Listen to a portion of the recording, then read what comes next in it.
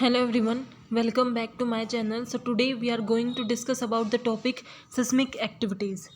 So let's start.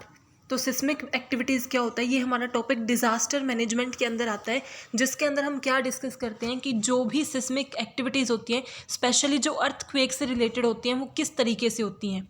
So seismic activities होती क्या हैं. Seismic activities refers to the movement और vibration in the earth crust caused by natural phenomena like earthquake और volcanic eruption. कि seismic activity क्या है, जब भी हमारा अर्थ का जो सरफेस है, अर्थ का जो क्रस्ट है, उसके अंदर कोई मूवमेंट होती है वाइब्रेशन के थ्रू, उसको हम क्या बोलते हैं, सिस्मिक एक्टिविटी. और वो जनरली किन चीज़ों की वजह से होती है, नेचुरल फिनोमेना की वजह से, जो अर्थक्वेक या फिर वोल्केनिक इरप्शन की वजह से होती है. अर्थक्वेक क्या होता है, भूकंप आना, ज्वालामुखी का फटना. इनके रीज़न की वजह से जब हमारा अर्थ का जो सरफेस है, उसके अंदर जो वाइब्रेशन आती है, वो जब वाइब्रेट होता है, उसकी कोई मूवमेंट होती है, उसी एक्टिविटी को हम क्या बोलते हैं, seismic activity. They can vary intensity and have the potential to cause significant damage. क्योंकि आपने देखा होगा जितने भी अर्थक्वेक के एग्जाम्पल दिखाए जाते हैं, उससे क्या होता है, जो सिस्मिक एक्टिविटी होती है, उससे बहुत ज़्यादा डैमेज हो सकता है. बिकॉज जब भी हमारी अर्थ के सरफेस की मूवमेंट होती है, उसकी वजह से बिल्डिंग को, इंफ्रास्ट्रक्चर को, एनवायरनमेंट को बहुत ज़्यादा डैमेज होता है और बहुत लोगों की जान भी चली जाती है. तो इसका मतलब क्या है, ये बहुत large amount of damage create कर सकती है. सो सिस्मिक एक्टिविटीज़ की क्या क्या कैरेक्टरिस्टिक्स होती हैं, या किन कैरेक्टरिस्टिक्स के आप थ्रू फाइंड आउट करते हो कि वो सिस्मिक एक्टिविटी कितनी इंटेंस थी, कितनी ज़्यादा डेंजरस थी. तो फर्स्ट इज़ मैग्नीट्यूड. तो मैग्नीट्यूड क्या है, this measure the energy release at the earthquake source and it is quantified using the Richter scale. कि जो आपका अर्थक्वेक है ना, वो डिफरेंट कॉन्सेप्ट है. और सिस्मिक एक्टिविटी क्या है, अर्थक्वेक, वोल्केनिक इरप्शन, किसी भी चीज़ की वजह से जो अर्थ में मूवमेंट हो रहा है ना, उस एक्टिविटी को हम सिस्मिक एक्टिविटी बोलते हैं. तो सिस्मिक एक्टिविटी का फर्स्ट कैरेक्टरिस्टिक्स क्या है कि उसका मैग्नीट्यूड क्या बताता है कि उस सिस्मिक एक्टिविटी से कितना मैग्नीट्यूड, कितनी एनर्जी रिलीज हुई है. जितनी ज़्यादा उससे एनर्जी रिलीज होती है, उतना ही ज़्यादा उसका क्या होता है, मैग्नीट्यूड होता है. और उसे आप कैसे क्वांटिफाई करते हो, कैसे मेजर करते हो, with the help of Richter scale. Then second is depth का मतलब क्या होता है, कितने अंदर तक है वो.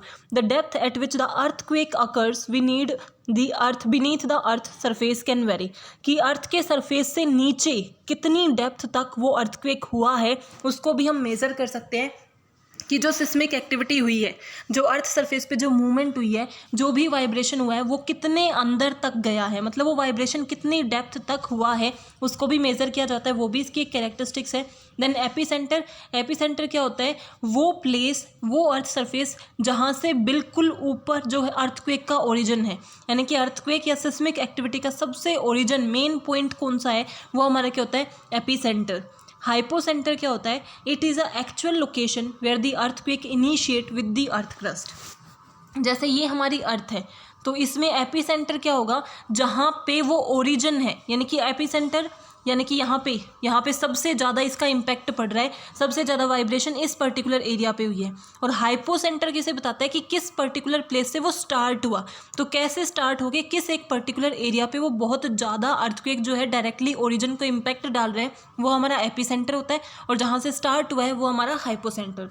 तो कैरेक्टरिस्टिक्स क्या क्या हुई, सबसे पहले मैग्नीट्यूड की कितनी एनर्जी रिलीज होती है, डेप्थ की कितने अंदर तक, मीन्स वो वाइब्रेशन जो सिस्मिक एक्टिविटी हुई है, वो वाइब्रेशन कितने अंदर तक गई है. एपीसेंटर क्या है, बिल्कुल means above the earthquake origin. यानी कि अर्थक्वेक का जो मेन ओरिजिन है, उसके बिल्कुल ऊपर जो हमारा अर्थ सरफेस है, उसे हम बोलते हैं एपीसेंटर. और हाइपोसेंटर वो पॉइंट है जहाँ से अर्थक्वेक स्टार्ट हुआ है. देन इंटेंसिटी किस चीज़ को मेज़र करती है, degree of shaking and damage experienced bye a specific location. जैसे हम बोलते हैं कि मान लो दिल्ली में अर्थक्वेक आया या फिर भूटान में अर्थक्वेक आया, तो दोनों क्या है तो अर्थक्वेक, दोनों की वजह से सिस्मिक एक्टिविटी हुई है. बट डिफरेंस क्या होगा, उनकी इंटेंसिटी का, कि कितना ज़्यादा शेकिंग हुई है. अर्थक्वेक जब हुआ तो कितनी ज़्यादा सिस्मिक एक्टिविटी हुई, कितना ज़्यादा वाइब्रेट हुई, कितने लॉन्ग टाइम तक वाइब्रेट हुई. तो इंटेंसिटी क्या बताता है कि जो शेकिंग हुई है, जब हमारी अर्थ का क्रस्ट जो वाइब्रेट हुआ है, वो कितने पर्टिकुलर टाइम के लिए वाइब्रेट हुआ है, या कितना ज़्यादा वाइब्रेट हुआ है. ऐसा हो सकता है कि वाइब्रेशन था बट बहुत ही नॉर्मल माइल्ड वाइब्रेशन था जो लोग फील भी नहीं कर पाए, और एक होता है बहुत ज़्यादा कैटेस्ट्रॉफिक वाइब्रेशन था कि उसकी वजह से बहुत ज़्यादा डैमेज हो गया। तो इंटेंसिटी किसे बताती है कि डिग्री ऑफ वाइब्रेशन क्या है, डिग्री ऑफ शेकिंग क्या है। Then frequency content, different earthquake have different frequency content which can affect their impact on the building and structure, यानी कि किस फ्रीक्वेंसी के साथ वो आ रहे हैं। कई बार क्या होते हैं लगातार अर्थक्वेक आते हैं, उनकी फ्रीक्वेंसी कंटेंट, और उनकी फ्रीक्वेंसी कंटेंट क्या डिटरमाइन करती है, जैसे जब आप फ्रीक्वेंसी बनाते हो तो वो इस तरीके से बनाई जाती है, जितनी ज़्यादा हाई फ्रीक्वेंसी होगी ना उतना ही ज़्यादा वो क्या होगा, डिस्ट्रक्टिव होगा। तो हर अर्थक्वेक की डिफरेंट फ्रीक्वेंसी कंटेंट हो सकती है। ड्यूरेशन की वो कितनी देर तक रहा, 2 सेकेंड तक था, 4 सेकेंड, 5 सेकेंड, कितनी देर तक वो रहा उसको हम बोलते हैं duration. Then after shocks, after shocks क्या होते हैं, there are smaller tremors that occurs after a significant earthquake, कि कई बार क्या होता है बहुत ज़्यादा बड़ा अर्थक्वेक आता है ना तो उसके बाद आफ्टर शॉक्स भी होते हैं, कि एक उस टाइम के पर्टिकुलर कुछ टाइम बाद तक कुछ अलग अलग शॉक्स से होते हैं ना, कि एक माइल्ड अर्थक्वेक फिर से आ गया, फिर से वाइब्रेशन फील हुई, तो वो कितने हैं ये भी उसकी कैरेक्टरिस्टिक्स के अंदर इंक्लूड होता है। तो जो हमारी सिस्मिक एक्टिविटी है वो क्या डिटरमाइन करती हैं, जो अर्थ का सरफेस है, अर्थ का क्रस्ट है, उसका मूवमेंट एंड वाइब्रेशन होने को ही हम क्या बोलते हैं, सिस्मिक एक्टिविटी। वो मेजरली किसकी वजह से होती है, अर्थक्वेक की वजह से ही होती है, बिकॉज अर्थक्वेक क्या करता है, वाइब्रेशन करता है, और उसी की वजह से सिस्मिक एक्टिविटी हो रही है। सिस्मिक एक्टिविटी के क्या क्या उसके फीचर्स हैं, तो magnitude, depth, epicentre, hypocentre, intensity, frequency content, duration and after shock. So now the significant impact, कि जब सिस्मिक एक्टिविटी होती है तो वो क्या क्या इम्पैक्ट डाल सकती है, क्या क्या उसके कॉन्सिक्वेंसेज होते हैं, कि अगर हमारे जो सिस्मिक एक्टिविटी के थ्रू अर्थ के जो क्रस्ट है अगर उस पर वाइब्रेशन होता है, वो शेक करता है, उस पर कोई भी मूवमेंट होती है, तो उसके क्या क्या रिजल्ट हो सकते हैं, क्या क्या इम्पैक्ट हो सकते हैं। तो फर्स्ट स्ट्रक्चरल डैमेज, ऑब्वियस सी बात है, आपने न्यूज़ में भी देखा होगा जब भी सिस्मिक एक्टिविटीज़ होती हैं, अर्थक्वेक आता है तो कई बार बिल्डिंग्स ढह जाती हैं, स्ट्रक्चर्स जो हैं उनको बहुत ज़्यादा डैमेज होता है। Then loss of life and injuries, बहुत से ऐसे लोग हैं जो उसकी वजह से उनकी लॉस ऑफ लाइफ होता है, मीन्स वो मर जाते हैं, उनकी डेथ हो जाती है। तो ये किस वजह से हो रहा है, बिकॉज ऑफ सिस्मिक एक्टिविटी, कि वो दब गए हैं, बिल्डिंग के नीचे दब गए, वो किसी ऐसी जगह पे गिर गए जहाँ पे मीन्स बहुत ज़्यादा जो हार्मफुल थी उनके लिए। सो ये सब क्या कर रहे हैं, उनकी लाइफ को हार्म कर रहे हैं। डिस्प्लेसमेंट एंड होमलेसनेस, अगर किसी का मीन्स किसी का घर टूट जाता है, किसी की बिल्डिंग टूट जाती है, एक कंप्लीट एरिया बिल्कुल ख़त्म हो जाता है, तो वहाँ से लोग दूसरे प्लेस पे डिस्प्लेस होते हैं। इसका मतलब क्या है, वो होमलेस हो जाते हैं, बेघर हो जाते हैं because of seismic activity. Economic losses उन्हें बियर करने पड़ते हैं।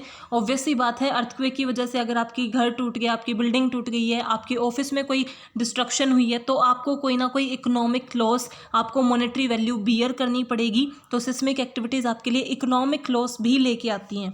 देन डिसरप्शन ऑफ सर्विसेज, जहाँ पे भी ऐसे डिज़ास्टर्स होते हैं, सिस्मिक एक्टिविटीज़ होती हैं, वहाँ पे फिर पावर फैसिलिटी, वाटर फैसिलिटी उतनी आसानी से लोगों को अवेलेबल नहीं हो पाती, उसकी एक्सेसिबिलिटी कम हो जाती है, जिसकी वजह से सर्विसेज भी क्या होती हैं, डिसरप्ट होती हैं।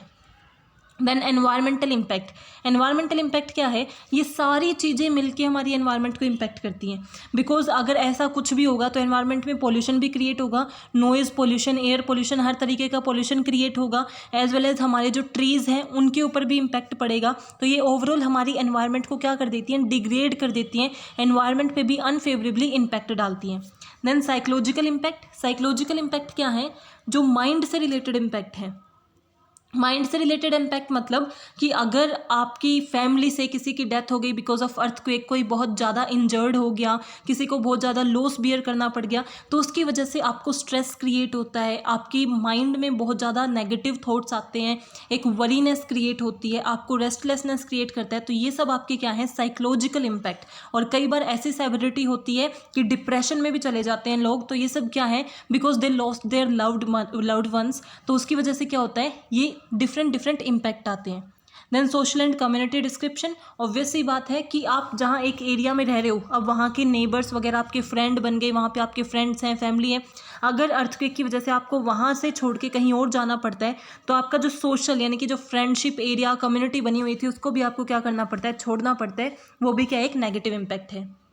Now causes of seismic activities, कि जो सिस्मिक एक्टिविटीज़ होती हैं वो क्यों होती हैं, तो उसके मेन रीजंस क्या हैं। First is tectonic plate movement, कि जो टेक्टोनिक प्लेट्स हैं यानी कि अर्थक्वेक की मीन्स हमारी जो अर्थ है उसके क्रस्ट पे उसके बीनीथ जो प्लेट्स हैं जब वो मूव करती हैं उसकी वजह से भी जो वाइब्रेशन है वो हो सकता है और सिस्मिक एक्टिविटीज़ हो सकती हैं।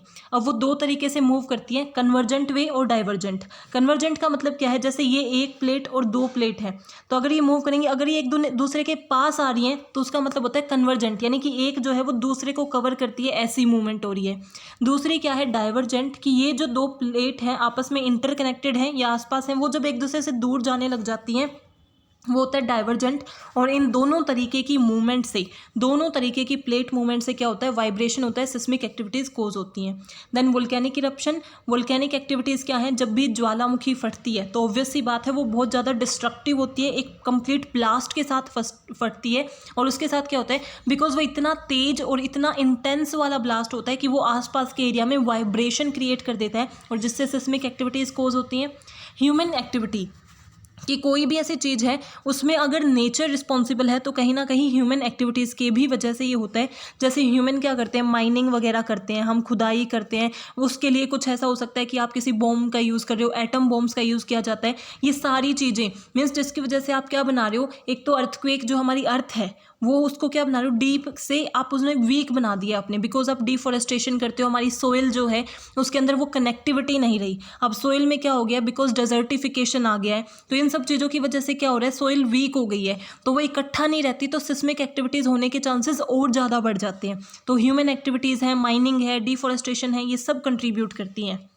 कोलैप्स एंड एक्सप्लोजन, कि किसी तरीके का कोई कोलैप्स हो गया, एक्सप्लोजन हो गया, वो नेचुरल भी हो सकता है या ह्यूमन एक्टिविटीज़ की वजह से भी हो सकता है। उनकी वजह से भी क्या होती है, सिस्मिक एक्टिविटीज़ होती हैं कि नेचुरली कोई ना कोई आपस में जो अर्थ की कोई प्लेट्स थी, कुछ भी था, वो आपस में टकरा गया, उसकी वजह से भी हो सकता है, या फिर अर्थ किसी चीज़ से टकरा जाए उसकी वजह से भी क्या हो सकता है, वाइब्रेशन क्रिएट हो सकता है।